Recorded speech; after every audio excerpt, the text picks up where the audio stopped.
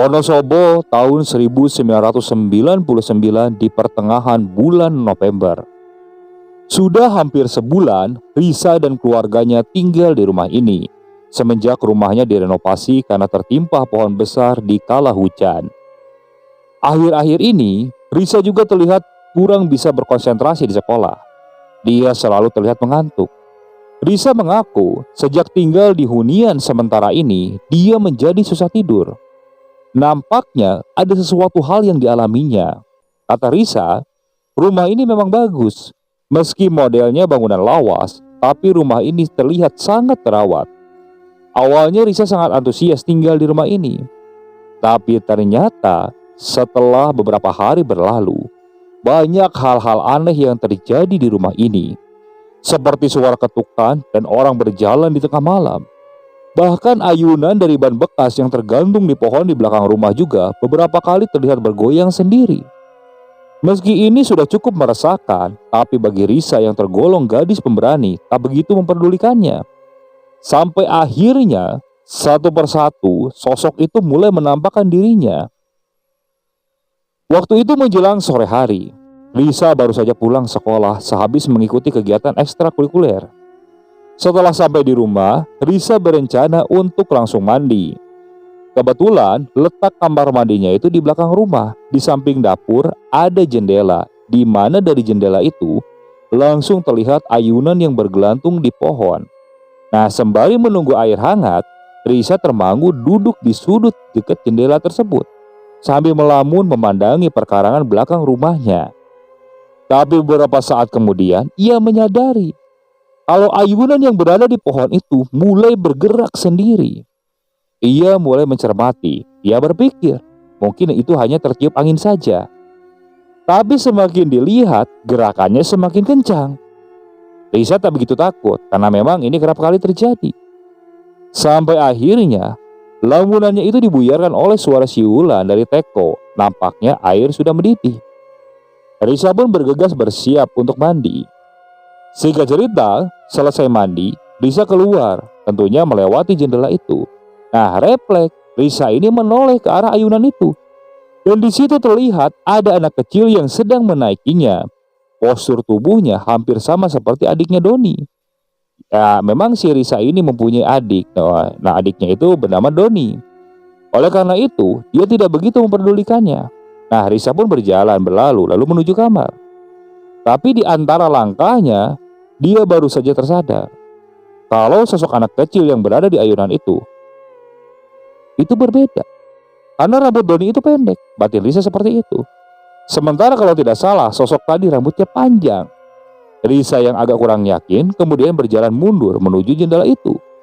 Dan betapa herannya, karena sosok yang berada di ayunan itu rambutnya panjang. Dan Risa hanya mematung mengamati sosok tersebut. Semuanya terlihat jelas, karena hari itu masih sore. Siapa bocah itu? Batin Risa dengan nada gugup. Ia coba berteriak. Hei, kamu siapa? Sosok itu tidak merespon. Dia asik main ayunan sambil tertawa-tawa kecil. Woi, kamu siapa? Teriak Risa kembali. Ayunannya mulai melambat dan berhenti. Barulah sosok itu menoleh ke arah Risa dengan perlahan. Betapa kagetnya ketika ia melihat sosok tersebut. Gadis kecil dengan muka pucat dan matanya panda. Jadi di matanya itu terlihat ada lingkaran hitam. Terus pakaiannya juga lusuh. Nah, di situ Risa seperti sulit bergerak. Setelah menoleh, sosok itu mulai turun dari ayunan, berbalik sambil terus menyeringai. Lidah Risa terasa keluh. Dia tidak mampu berteriak. Sosok itu berjalan perlahan ke arah Risa sambil mengacungkan jari telunjuknya. Kemudian berlari ke arah Risa. Nah, di sini barulah Risa bisa teriak hingga handuk yang membalut tubuhnya lepas karena kedua tangannya menutupi matanya. Sampai akhirnya teriakannya itu didengar oleh ibunya. Datanglah ibu Risa. Namun di sini Risa belum mampu berkata-kata. Ia hanya menangis sambil menunjuk ke arah pohon di belakang rumah itu. Setelah tenang, barulah ia bercerita kepada ibunya sambil masih terisak. Risa berkata, ada anak kecil di ayunan itu. Ibunya langsung mengecek dan tidak menemukan apa-apa di ayunan tersebut. Itu untuk pertama kalinya makhluk penunggu rumah ini menampakkan wujudnya. Dan epiknya itu terjadi pada sore hari. Kejadian ini tentunya membuat Risa merasa shock karena ini baru pengalaman pertamanya melihat hantu. Kalau biasanya sih cuma suara-suara atau sekelebat bayangan saja. Hari pun berlalu, nampaknya hal-hal aneh terus saja terjadi. Kalau sebatas suara, Risa masih bisa mengabaikannya. Tapi ada satu kejadian penampakan lagi yang kembali dialami oleh Risa. Begini ceritanya. Malam itu, Risa kurang enak badan dan memutuskan untuk tidur lebih awal. Di dalam mimpinya, dia bermimpi sedang main ayunan di belakang rumahnya dengan adiknya. Seperti biasanya, Risa mengerjai adiknya dengan mengayunkan ayunan itu dengan kencang. Tapi di dalam mimpi itu, adiknya tidak takut. Adiknya justru menantang Risa. "Kurang kencang, Kak, kurang kencang," sambil tertawa-tawa bersama. Risa pun semakin mengencangkan ayunan itu. Adiknya pun cuma tertawa-tawa tanpa Risa sadari. Sosok adiknya itu telah berubah. Ini sosok adiknya itu menjadi anak kecil yang pernah Risa lihat. Di dalam mimpi, Risa kaget dan sontak melepaskan ayunan itu dan berlari ke dalam rumah tanpa sempat melihat wajah gadis kecil itu. Dan Risa pun terbangun dari mimpinya. Dia bernapas ngos-ngosan. Di situ dia menyadari kalau itu hanya mimpi.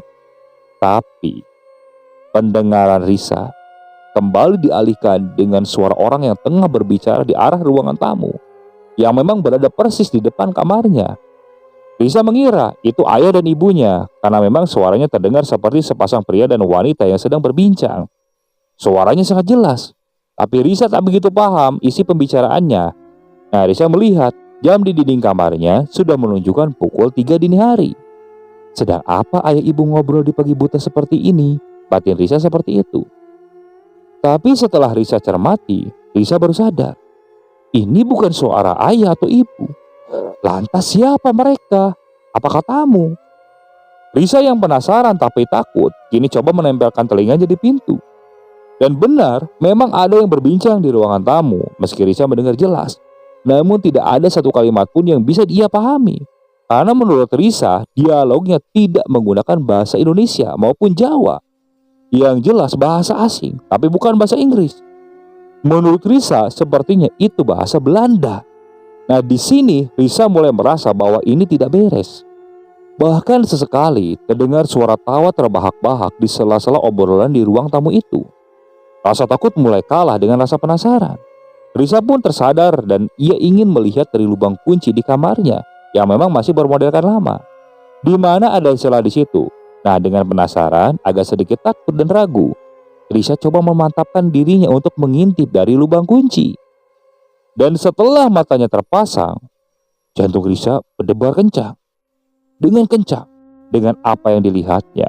Nah, di sana terlihat ada dua orang yang sedang ngobrol di ruangan tamu.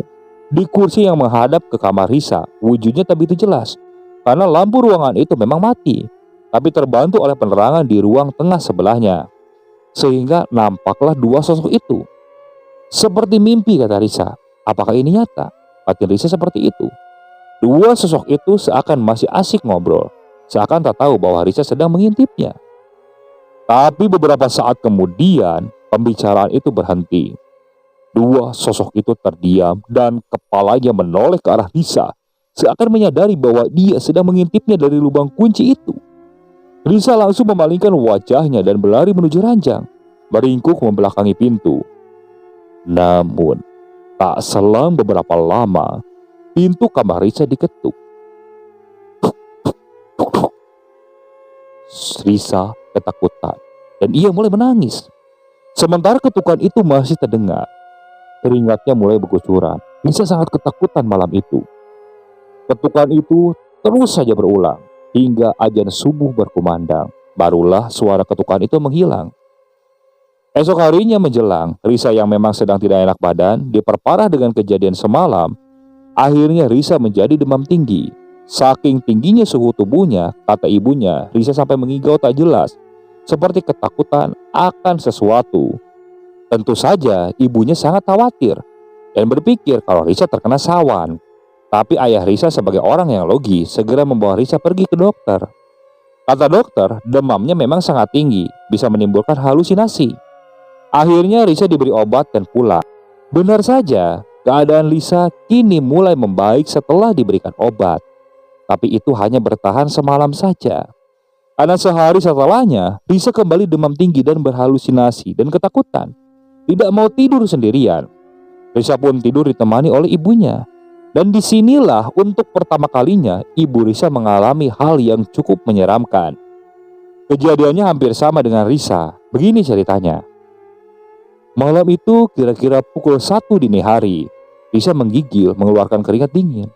Goncangan badannya sampai membangunkan ibunya yang sebenarnya cuma tidur-tidur ayam. Dengan terbata-bata, Lisa meminta ibunya untuk mengambilkan air putih karena memang terasa haus. Ibunya pun beranjak ke dapur untuk mengambilkan segelas air. Nah, ketika ibunya membuka pintu, dia seperti melihat ada siluet seseorang yang duduk di ruangan tamu dalam keadaan gelap. Ia segera menyalakan lampu untuk memastikannya. Tapi setelah lampu dinyalakan, tak ada siapapun. Cuma siluet dari lampu teras saja. Batin ibunya seperti itu. Dia pun beranjak ke dapur tanpa mematikan lampu ruangan itu kembali. Segera ia mengambil segelas air dan akan kembali menuju kamar.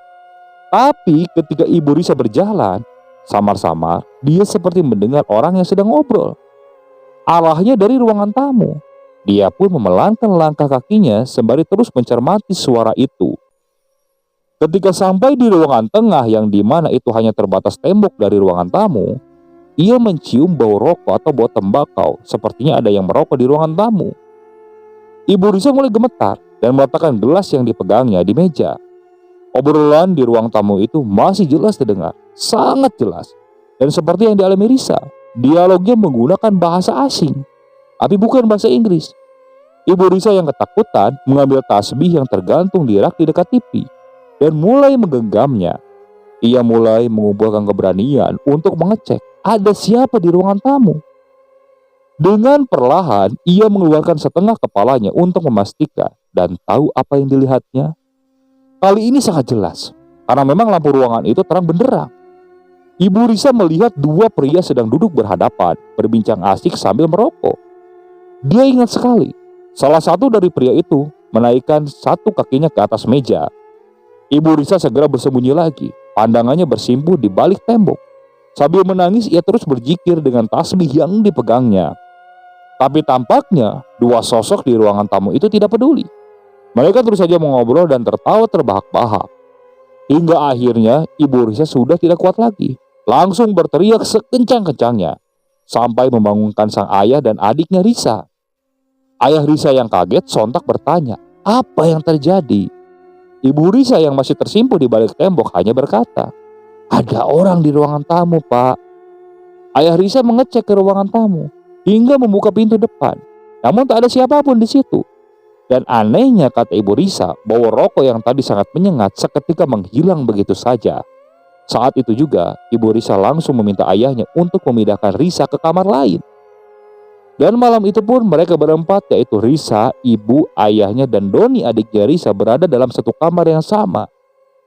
Malam itu ibu Lisa terus saja bercerita kepada ayahnya tentang apa yang tadinya dilihat. Ayahnya yang saat itu sebenarnya kurang percaya, cuman ia saja untuk menenangkan suasana. 3 bulan pun telah berlalu semenjak kejadian itu. Ibu dan Lisa tidak mau lagi tinggal di rumah itu beserta adiknya Doni. Mereka memutuskan untuk tinggal di rumah neneknya, sementara ayahnya lah yang kini tinggal di rumah itu. Karena rumah itu sudah terlanjur disewa selama 6 bulan. Jadi sayang kalau 3 bulan sudah ditinggal. Sebenarnya ayahnya juga masih tidak begitu percaya dengan hal-hal gaib, karena memang dia belum pernah mengalaminya sendiri. Sampai akhirnya ada rentetan kejadian yang membuka pikiran sang ayah tentang rumah ini. Nah, dari sudut ayahnya ini, sudah hampir seminggu Pak Trisna tinggal sendirian di rumah ini. Memang tidak ada kejadian, karena seminggu terakhir beliau selalu kerja lembur, berangkat pagi dan pulang larut malam. Nah, ketika pulang, Pak Trisna langsung tidur karena mungkin kelelahan. Sampai akhirnya tiba di hari-hari Pak Trisna tidak lembur lagi. Hari itu setelah selesai bekerja, Pak Trisna menyempatkan diri untuk mampir dulu sebentar ke rumahnya yang sedang direnovasi, untuk sekedar mengecek perkembangan rumahnya itu.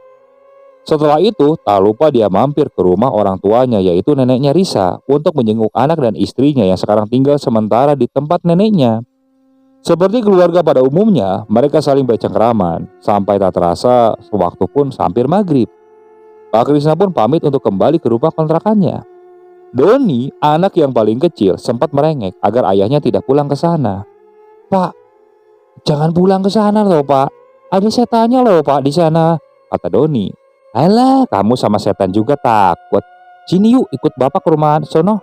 Kita nyari setan yuk," canda Pak Krisna kepada anaknya. Beliau pun pulang ke rumah itu sendirian. Ajar maghrib pun sudah berkumandang ketika Pak Krisna sampai di sana. Bergegas dia masuk dan menyalakan lampu-lampu dan beranjak mandi. Nah, di sini mulailah terjadi hal aneh saat Pak Krisna mandi. Beliau mandi sambil menyalakan keran, dan ketika gayung mengayun membasahi tubuhnya, Pak Krisna seperti mendengar suara aktivitas yang cukup riuh. Menurut penuturan beliau, sumbernya dari arah dapur.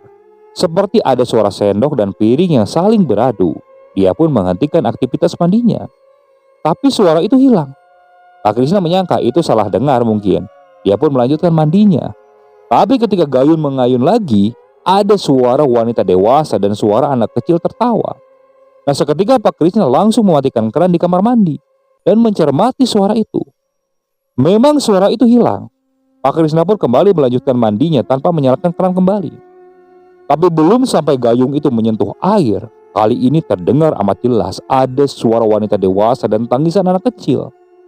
Meski Pak Krisna tidak begitu paham bahasa atau dialognya, tapi menurut beliau, sepertinya wanita itu sedang marah-marah. Terdengar dari nada dan intonasinya yang tinggi dan membentak-bentak, disusul dengan suara tangisan anak kecil. Perasaan Pak Krisna tentunya bercampur aduk, karena suara itu tidak berhenti. Suaranya juga tentu sangat jelas, seperti hanya terhalang tembok kamar mandi. Di dalam kamar mandi itu, Pak Krisna berpikir, berarti benar kata anak dan istriku. Tapi Pak Krisna ini tergolong orang yang pemberani. Dia segera menyelesaikan mandinya meski suara itu masih terdengar. Dan tanpa aba-aba langsung membuka pintu kamar mandi sambil berkata, "Ayo." Tapi keadaan sepi, tak ada siapa-siapa. Pak Krisna yakin, tadi dia tidak salah dengar. Beliau pun memang berani, tapi tidak pernah terjadi pada Krisna dan memang tidak pernah mengalami hal aneh. Makanya dia disebut pemberani. Pak Krisna pun lalu masuk ke kamar dan mengganti bajunya. Malam pun beliau lewati dengan tenang. Selang sehari seperti biasanya, setelah pulang kerja, Pak Krisna mampir ke rumahnya yang nampak proses renovasinya sudah hampir selesai.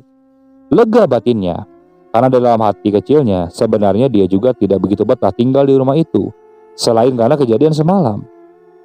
Dan setelah itu, tak lupa dia mampir ke rumah neneknya. Di situ sebenarnya Pak Krisna ingin menceritakan kejadian kemarin kepada keluarganya, terutama pada istrinya. Tapi beliau urun, karena masih ada rasa gengsi di dalam dirinya. Beliau pun kembali pulang ke rumah itu. Pak Krisna pulang agak awal, karena dia tak mau sampai di sana bertemu maghrib lagi seperti kemarin. Sesampainya di rumah itu, beliau langsung mandi. Ada kejadian aneh lagi. Setelah sholat Isya, Pak Krisna nonton TV. Sampai tak terasa, dia pun ketiduran. Dan ada kejadian lagi yang menurutku memang cukup mengerikan. Begini kejadiannya. Ketika beliau tidur di depan TV, Pak Krisna dibangunkan. Seperti ada yang menepuk-nepuk kepalanya. Sontak dia yang terbangun merasa agak bingung. Tapi di situ Pak Krisna mengira itu hanya mimpi. Pak Krisna pun mematikan TV-nya dan malah tidur lagi di tempat yang sama. Pak Krisna pun mulai terlelap. Namun entah itu jam berapa, beliau kembali dibangunkan. Ini seperti ada yang mengelus badannya. Dengan setengah mengantuk, Pak Krisna lalu bangun dari tidurnya. Sampai beberapa saat kemudian, ada yang menggoyang-goyangkan tubuhnya sangat kencang.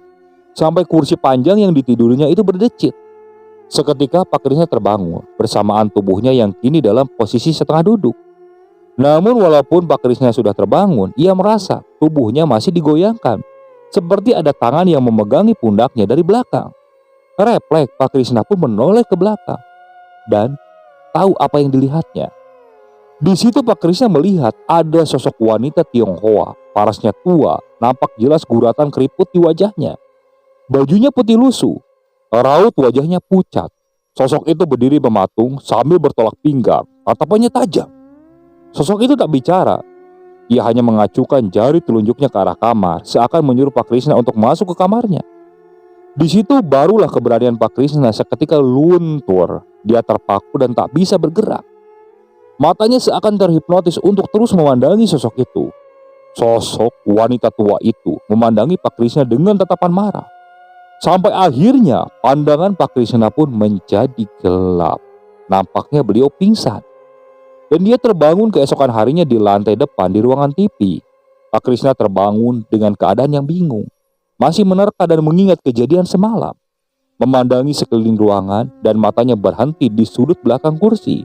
Sudut di mana semalam sosok wanita itu beretnis Tionghoa berdiri bertolak pinggang. Tentunya ingatan Pak Krishna masih hangat. Dia pun tersentak dan langsung pergi dari rumah itu. Kebetulan itu hari Minggu. Bergegas Pak Krishna pergi menemui anak dan istrinya. Akhirnya beliau pun bercerita tentang kejadian yang dialami 2 hari terakhir ini. Akhirnya Risa sekeluarga memutuskan untuk meninggalkan rumah itu. Dan Pak Krishna pun tinggal bersama keluarganya di rumah neneknya. Sampai akhirnya kurang lebih 1 bulan kemudian rumahnya selesai direnovasi. Mereka sekeluarga pun kembali ke rumah lamanya. Sampai sekarang kejadian aneh itu tidak pernah dilupakan oleh keluarga itu. Sempat Pak Krishna itu mendengar cerita dari tetangganya. Katanya rumah yang ditempatinya itu memang angker. Dari dulu tak ada yang kuat lama tinggal di situ. Rata-rata 1 atau 2 bulan mereka sudah hengkang. Dan sosok yang menempati rumah itu memang tidak pernah bisa diusir. Katanya penunggu rumah itu sudah terlebih dahulu mereka menempati rumah itu. Katanya waktu zaman Belanda masih di sana, mereka sudah menempati rumah itu. Dan kini mereka tidak pernah mau dipindahkan dari rumah tersebut. Oke, sekian untuk cerita kali ini. Saya mohon maaf apabila masih banyak kekurangan dalam pembawaan ceritanya. Saya ucapkan banyak terima kasih kepada narasumber yang sudah membagikan kisahnya, termasuk pada para penonton yang benar-benar setia mengikuti cerita dari channel Keramat Horor ini. Semoga kalian selalu diberikan kesehatan, dilancarkan rezekinya, dan dijauhkan dari musibah. Terus ikuti cerita yang dibawakan oleh channel Keramat Horor ini. Assalamualaikum warahmatullahi wabarakatuh.